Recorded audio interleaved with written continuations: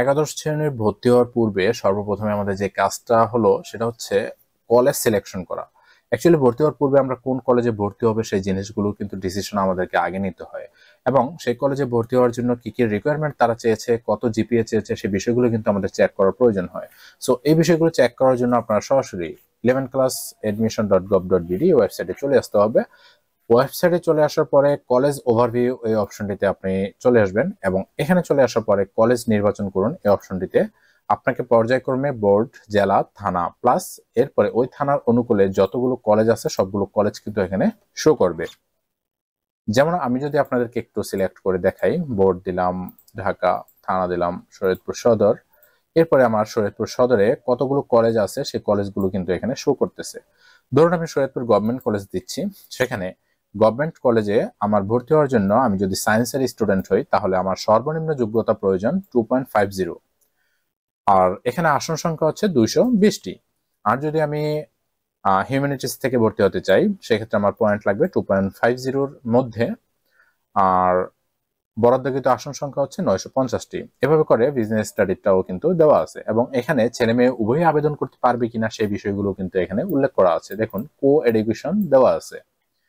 So অনেক কলেজের ক্ষেত্রে যেগুলো বালিকা কলেজ আছে সেগুলো কিন্তু আপনার দেখা যায় এখানে শুধুমাত্র ফিমেল থাকবে, তারা সেখানে কিন্তু বালক যারা আছে তারা কিন্তু অ্যাপ্লাই করতে পারবে না। এভাবে করে হচ্ছে আপনি এখান থেকে আপনার ইনফরমেশন গুলো পেয়ে যাবেন। তো এভাবে করে আপনি ঢাকার ভিতরে যে কলেজগুলো আছে সেই কলেজগুলো কিন্তু আপনি এখান থেকে দেখতে পারবেন। ধরুন ঢাকা মহানগরীর ভিতরে যদি আমি দেখতে চাই, যদি ঢাকা ক্যান্টনমেন্ট যাই, সেখান থেকে আদমজী ক্যান্টনমেন্ট কলেজ এটা যদি আমি সিলেক্ট করি, তারা কি চেয়েছে সেই বিষয়গুলো কিন্তু এখানে চলে আসবে। দেখুন, এখান থেকে মর্নিং শিফট তাদের আছে। তো এখানে কো এডুকেশন মর্নিং শিফটে আছে জিপিএ 5। তো এখানে বিশেষ কোটা প্রাপ্যতা আছে কিনা সেগুলো কিন্তু দেখাচ্ছে। তো এখানে কিন্তু ইয়েস দেওয়া আছে। বিশেষ কোটা ন্যূনতম জিপিএ হচ্ছে 1.00। দেখুন, এবং তাদের বরাদ্দকৃত যে আসন সংখ্যাগুলো আছে সেগুলো কিন্তু অনেক। তো এভাবে করে আপনি প্রত্যেকটা কলেজের ওভারভিউ গুলো কিন্তু দেখে নিতে পারেন, প্লাস একটা লিস্ট করে ফেলতে পারেন যে আসলে কোন কোন কলেজে আপনি ভর্তি হবেন। সেই কলেজগুলো ইনফরমেশন আগে থেকেই আপনি চাইলে জানতে পারেন। পরবর্তীতে দেখা যায় আবেদন করতে গেলে আর কলেজগুলো খুঁজতে হয় না, আপনি খুব সহজেই কিন্তু আবেদন প্রসেসটা কমপ্লিট করতে পারবেন। তো আবেদন করতে গেলে কিভাবে আপনি আবেদন করবেন সেই প্রসেসটা আমি শর্টে আপনাদেরকে একটু দেখিয়ে দিচ্ছি। তো আবেদন করতে গেলে সর্বপ্রথমে কিন্তু আমাদেরকে নির্পাতা এই হোম পেজটিতে চলে আসতে হবে। এখানে আসার পরে লগ ইন করে কিন্তু আমাদেরকে আবেদন প্রসেস কমপ্লিট করতে হবে। যেহেতু লগ ইন করতে হবে সেহেতু কিন্তু আমাদের আইডির প্রয়োজন। সেক্ষেত্রে আমরা এই আইডি গুলো কোথায় পাবো, যেই আমরা একটু লগ ইন অপশনে ট্যাপ করি। লগ ইন অপশনে ট্যাপ করলে দেখুন যে এখানে ইডিইউ মানে এডু আইডি চাওয়া হচ্ছে। সো এই এডু আইডি এবং পাসওয়ার্ড এটা আমরা কোথায় পাবো? এই এডু আইডি এবং পাসওয়ার্ড পাওয়ার জন্য আমরা একটু ব্যাকে ক্লিক করব। ব্যাকে ক্লিক করে এখানে সাইন আপ অপশনটিতে ট্যাপ করতে হবে, এবং এখান থেকে সাইন আপ করে কিভাবে এডু আইডিটা সংগ্রহ করবেন এটা নিয়ে কিন্তু আরো একটা ভিডিও দেওয়া আছে। আপনারা চাইলে ডিসক্রিপশন বক্স থেকে সেই ভিডিওটা দেখে আসতে পারেন। তো আপনি যখন লগ ইন করে এখান থেকে এডু আইডি এবং পাসওয়ার্ড দিয়ে সাইন আপ করবেন, মানে সাইন ইন করবেন, তখন কিন্তু এরকম একটা পেজ এখানে আপনি পেয়ে যাবেন। দেখুন, এখানে আপনার আবেদনকারীর বিস্তারিত ইনফরমেশন কিন্তু এখানে থাকবে। প্লাস এখানে আপনার এসএসসি তথ্যের ভিতরে যে ইনফরমেশনটা পাবেন সেটা হচ্ছে মেধাক্রম বিজ্ঞান, মানে আপনি যদি বিজ্ঞানের স্টুডেন্ট হয়ে থাকেন তাহলে সেই বিজ্ঞানে আপনার টোটালি মেধাক্রম, মানে বাংলাদেশে যতজন বিজ্ঞানের স্টুডেন্ট আছে তার ভিতরে আপনার মেধা কততম সেটা কিন্তু আপনি এখানে দেখতে পারবেন। আর মেধাক্রম সকলের ভিতরে গেলে আপনি দেখতে পারবেন টোটাল বাংলাদেশে যতজন স্টুডেন্ট আছে সকল বিভাগের তার ভিতরে আপনার মেধা কততম।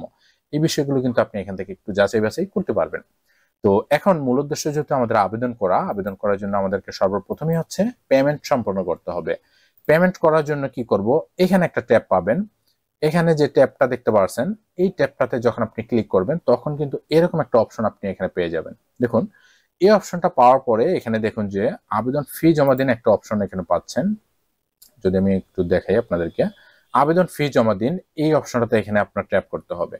তো আবেদন ফি জমা দিন এটাতে ট্যাপ করার সাথে সাথে কিন্তু এখানে আবেদনের ফি জমা দেওয়ার একটা ইন্টারফেস এখানে ওপেন হয়ে যাবে। সো সেই ইন্টারফেস থেকে আপনার ফিটা নর্মালি কমপ্লিট করতে হবে। কমপ্লিট করার পরে হচ্ছে আপনার আবেদন করতে হবে, মানে আপনার কলেজ সিলেকশন করতে হবে। কলেজ সিলেকশন করার জন্য আবারও আপনি এখান থেকে আবেদন করুন এই অপশনটাতে ট্যাপ করতে হবে, অথবা আবেদন জমা দিতে এগিয়ে যান এই অপশনটাতে ট্যাপ করলেও কিন্তু আপনি আবেদনটা করতে পারবেন। তো এই অপশনটাতে যখন ট্যাপ করবেন তখন এরকম একটা ইন্টারফেস আপনাকে নিয়ে আসা হবে। এই ইন্টারফেসে আসার পরে এখান থেকে কলেজ নির্বাচন এই অপশনগুলো সিলেক্ট করবেন। কলেজ নির্বাচন এখান থেকে দেখতে পাচ্ছেন যে বোর্ড, জেলা, থানা, কলেজ। সো যেই কলেজে আপনি ভর্তি হতে চাচ্ছেন সেই কলেজটা এখান থেকে সিলেক্ট করে পর্যায়ক্রমে আপনি 5টা কলেজ, সর্বোচ্চ 10টা কলেজ সিলেক্ট করতে পারবেন। যদি সবগুলো কলেজ সিলেকশন করা হয়ে যায় তারপরে কিন্তু আপনি আপনার আবেদনটা এখান থেকে সাবমিট করে দিতে পারবেন।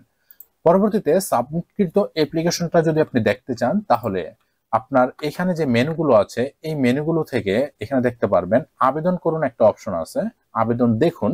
সো এই আবেদন দেখুন এই অপশনটিতে ট্যাপ করে কিন্তু আপনি আপনার আবেদনের বিস্তারিত ইনফরমেশন গুলো পেয়ে যাবেন। তো গাইজ, আশা করি এই ইনফরমেশনটার মাধ্যমে আপনি আপনার আবেদনটা খুব সহজেই কমপ্লিট করতে পারবেন। আবেদন সম্পর্কিত কোনো কিছু জানার থাকলে অবশ্যই কমেন্টস করে জানাবেন।